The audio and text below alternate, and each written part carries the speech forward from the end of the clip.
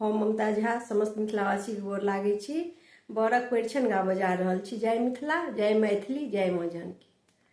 सुन सुन हिंदी कहानी एम्हरे रही हैं गे, केहन छै जमाय काका के कहि जई हैं गे। सुन सुन हिंदी कहानी एम्हरे रही हैं गे, केहन छन जमाय काका के कहि जई हैं गे। केहन छन जमाय काका के कहि जई हैं गे। देखबा सुनबा में बड़ सुंदर चाल हुनकर साफ छुछुंदर। देखबा सुनबा में बड़ सुंदर चाल हुनकर साफ छुछुंदर। लागै छथि ऊँचा काज काहट करै हैं गे। लागै छथि ऊँचा काज काहट करै हैं गे। केहन छन जमाय काका के कहि जई हैं गे। केहन छन जमाय काका के कहि जई हन गे।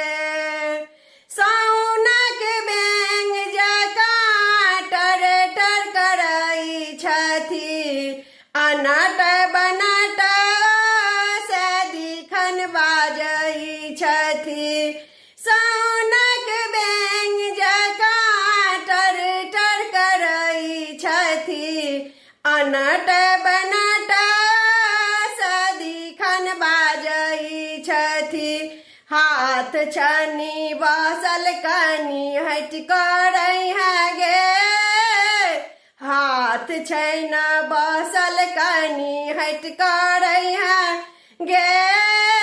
केहन छन जमाय काका के कहि जई हैं गे।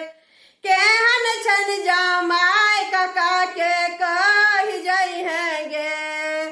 अनका बड़ी जे दुसथिन काका, ताहि सा छुटलनि काका के छक्का।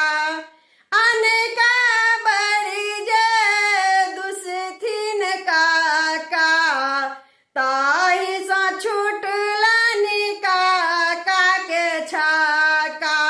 सबहक गप सुनी चुपे रही हैं गे। सबहक गप सुनी चुपे रही हैं गे। केहन छन जमाय काका के कहि जई हैं गे। केहन छन जमाय काका के कहि जई हन गे। सुन सुन हिंदी कहानी एम्हरे रही हैं गे। केहन छन जमाय काका के कहि जई हैं गे। केहन छन जमाय काका के कहि जई हन गे। धन्यवाद।